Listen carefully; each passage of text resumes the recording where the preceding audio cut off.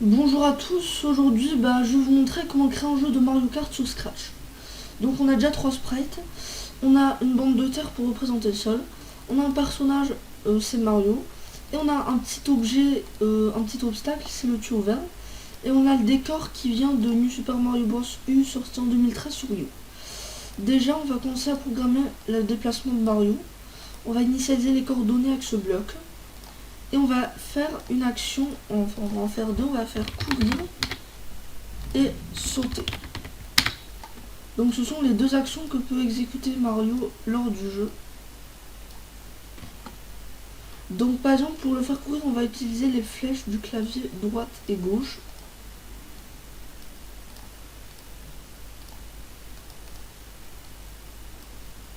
Mais après vous remarquerez un petit bug lorsqu'on va essayer de faire déplacer Mario.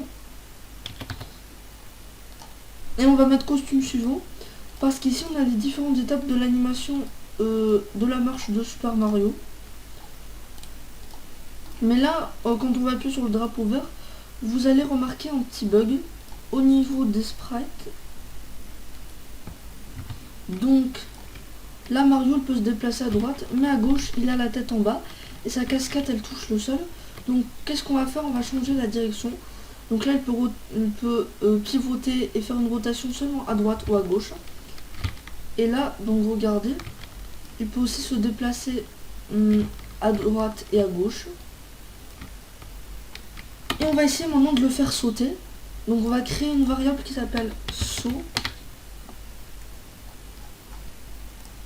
Et donc, il va aussi faire sauter le personnage. On va le faire sauter en appuyant sur la touche O. Donc si la touche O pressée alors. Donc il va répéter 10 fois, donc 8 fois plutôt. Ajouter un Y. Moi je vous conseille de mettre autant de valeurs que 2 fois où il va le répéter. On va faire idem, on va juste mettre une valeur négative. On va mettre un dernier petit code. Donc on va aller au niveau des variables. Le saut sera l'ordonnée Y, puisque l'abscisse Y et l'ordonnée Y, c'est le fait qu'il se déplace vers le haut.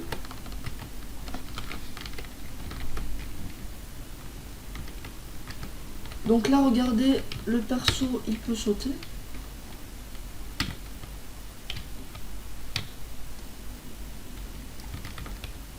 Et donc regardez, c'était ça ce qu'on devait faire.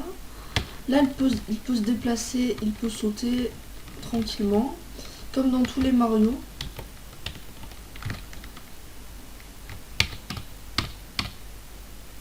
Et maintenant, on va effacer la variable saut. Enfin, on va juste la cacher. Et ensuite, ce qu'on va faire, lorsque Mario il touche le tuyau, ça veut dire forcément qu'il a fini le niveau. Donc, on va essayer. Mais donc, c'est ce qu'on va faire tout de suite. Lorsqu'il va appuyer sur le drapeau vert, donc, si donc il va toucher le... Alors désolé, je me suis trompé de lutin. Je vais faire ça pour Mario, puisque Mario il va lui-même toucher le tuyau. Et c'est pas le tuyau qui touche Mario, mais vous pouvez faire les deux quand même. Alors donc on va prendre un bloc si alors.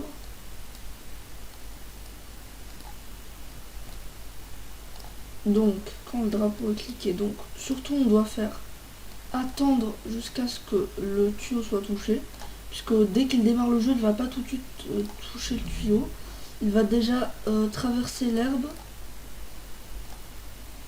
et donc il va ce qu'on va faire, il va dire stage terminé.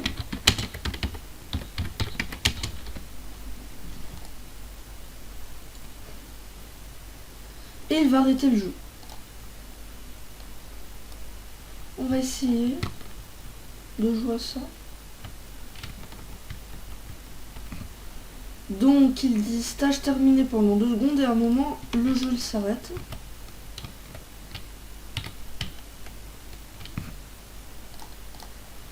Et bah voilà, maintenant ce qu'on peut faire aussi, si vous voulez améliorer votre jeu, on va rajouter un élément pour le rendre un peu plus esthétique.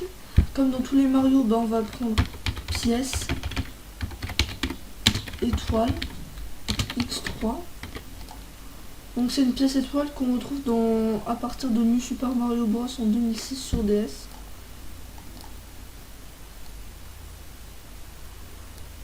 Et vous pouvez aussi la remplacer par un champignon ou une pièce toute simple ou une étoile d'invisibilité.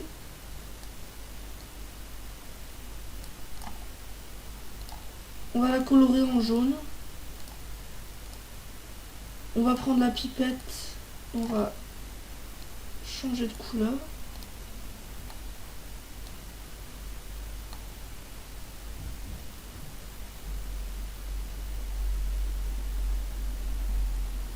Et on va dessiner la petite étoile des jeux Mario dessus.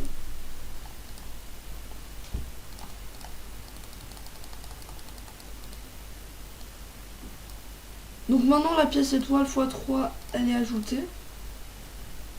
On peut aussi créer une variable qu'on va appeler score.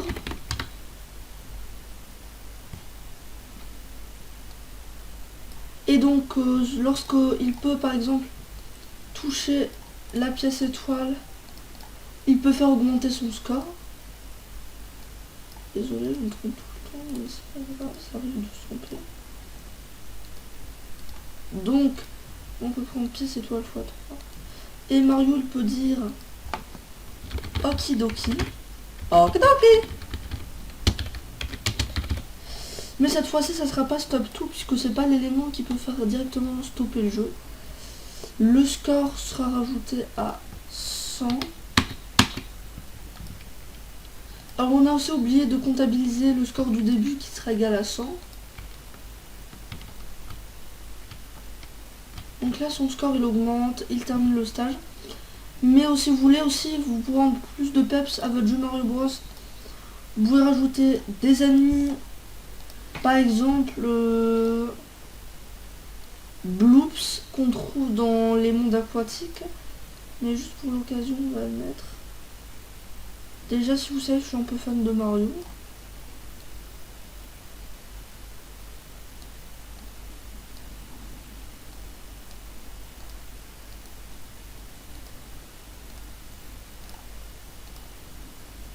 On va le colorier en blanc, ainsi que les yeux de notre perso.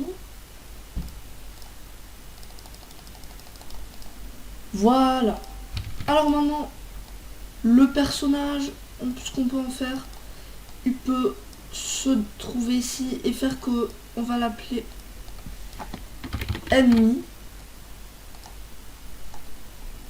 Et donc Mario pourrait faire pareil. Donc lorsque s'il touche l'ennemi, il peut par exemple soit dire Mamma mia, ah!